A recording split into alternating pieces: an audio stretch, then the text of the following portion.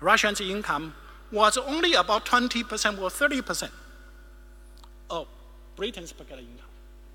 But Prussia, France, and the US, their per capita income was 75%, 60%. And so much closer.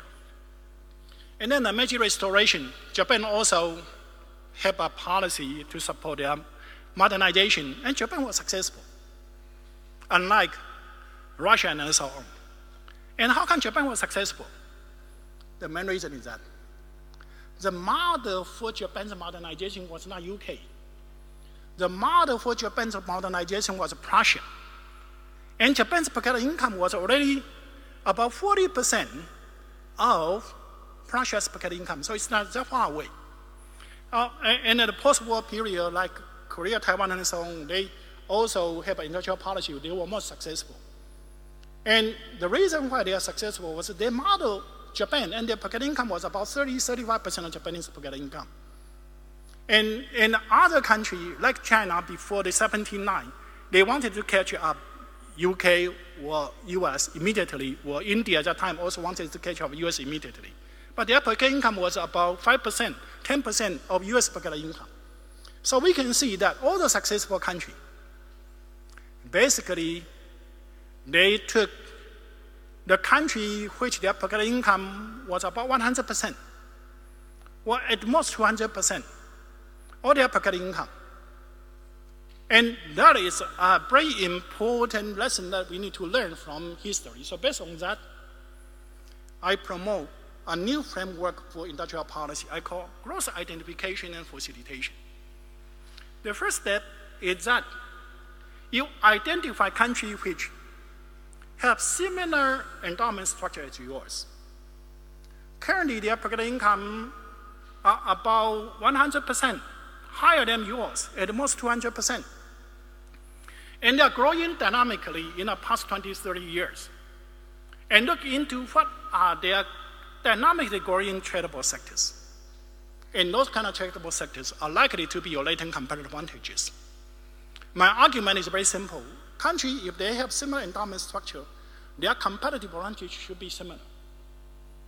And for the successful country, if they are growing dynamically for the past 20, 30 years, that means most of their industry should be consistent with their competitive advantages. And if they are growing dynamically for 20 or 30 years, the wage rate must be double, triple, quadrupled. So they are going to lose competitive advantage in those kind of sectors. Those kind of sectors is going to be their sunset industry. Since it's their sunset industry, that will be your sunrise industries. So that's the first step in the identification. And once you identify a list of likely sectors, then come back home to see whether you already have some private sectors entry. They already spontaneously discovered. And if you have those kind of private sectors, then try to understand how come your wage rate is much lower than your competitors' country, but they cannot be competitive. And then help them to remove those kind of constraints. It can be infrastructure, it can be access to credit, or it can be skill set, education. Then the government should help the private sector to remove that. And the third step is some of those kind of industries might be new to you. If they are totally new to you, why not invite those kind of private firms in your competitor country to relocate their production to your country? Since in their country, wage rate increase, they are going to be their sunset industry. If they move to your country, it becomes sunrise industry. And they can continue their profitability, right? So that's the third step. Or you can have some kind of incubation centers to support the private sector domestic to enter. And the fourth step is that because now we are in a new world, technology changes so fast. So there can be some sectors which your competitor country did not have 20 or 30 years ago, because those kind of industry did not exist. But new opportunity arise. And if you have some private firm spontaneously discover that and show the potential, the government certainly can also help them to remove the mining constraint. And one example was the software industry, was the call centers, those kind of information sectors in India. Private sector discovered that in the 1980s, and the government helped them to remove some of the infrastructure constraint and now become a very dynamic sectors in India.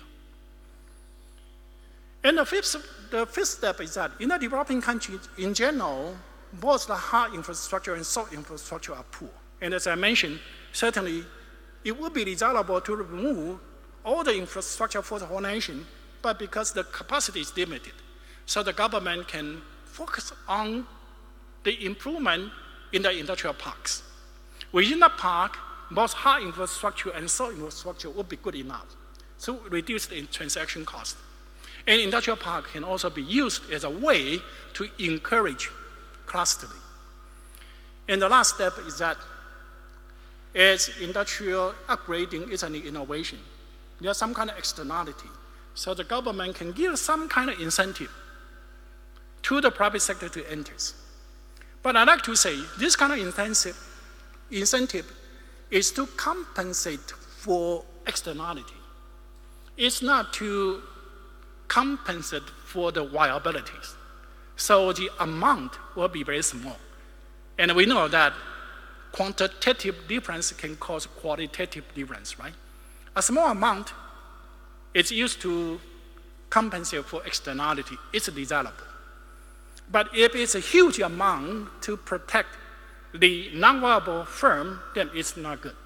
So here that I think that to encourage the formation of cluster or to overcome the externality, some incentive would still be desirable.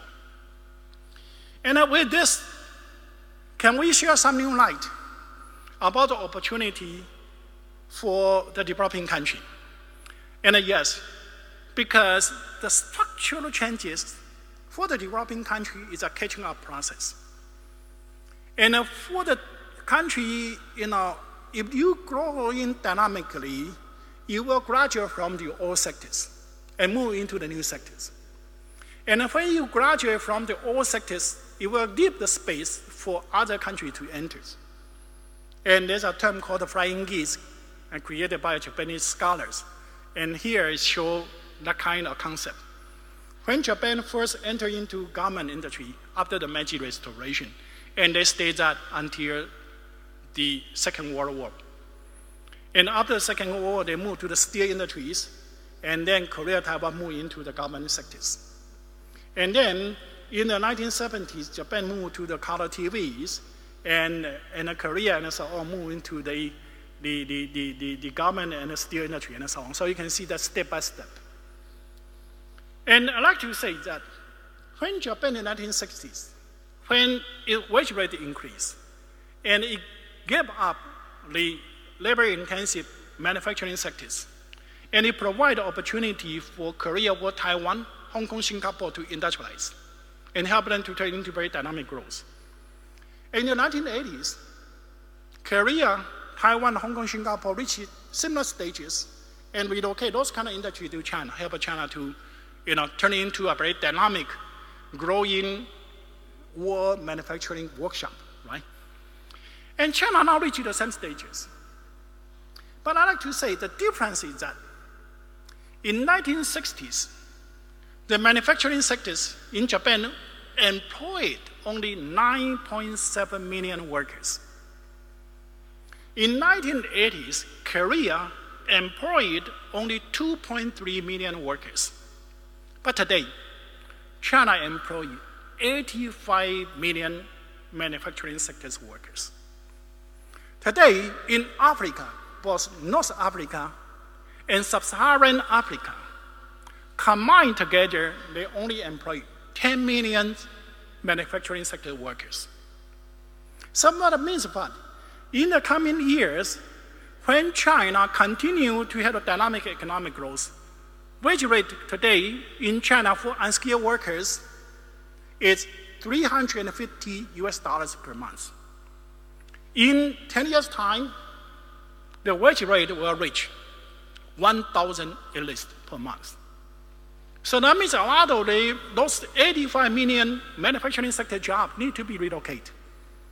And I think that if the developing country today can follow this kind of growth identification and facilitation to make the relocation of those industries to their country possible, then they can turn into a dynamic growing economy as East Asian tigers, as China, as Vietnam, as India today. But here I'd like to mention 2 points. I talk a lot of industrial upgrading, but certainly for the low-income country, the majority of people still employed in agriculture. So they also need to invest in technological innovation in agriculture. That's important for poverty reduction. Also provide a basis for the industrialization. And another resource-poor country, a resources-rich country, and they also need to have a good management of their natural resources. But good management is not only save those money. Those money, wealth from the natural resources, should also be used to facilitate the structural transformation from resources to non-resources by improving the infrastructure, by improving the education, but also facilitation to enter into the new sectors. So let me conclude. Economic development is a process of technological innovation and a structural transformation. And the winning recipe for dynamic economic growth, the winning recipe for poverty reduction is to develop industry according to your competitive advantages, and also to tap into the potential of advantage of backwardness. If you can do that, then the country should be able to achieve 8% or 9% or 10% growth rate continuously for 10, 20, 30, 40 years. And to do that, they need to have a market economy, but also need to have a facilitation state. And in this process, you need to develop industry according to your competitive advantages, and the way to do that is to follow the growth identification and facilitation framework as I just recommend. And we are in a new multipolar growth world. Developing countries today, even after the financial crisis, still grow at 6%, 7%, 8%. And those kind of growth, especially in a large economy like China, like India, like Brazil, will open up a huge opportunity for other developing countries to start their very dynamic structural transformation. And I'm sure if us as researchers will development institution together with the government and private sectors in the developing country can think this framework and try to apply the implication of this framework in their policy, in their project, in their effort. I'm sure the goal of world free of poverty will be a dream that can be realized. Thank you.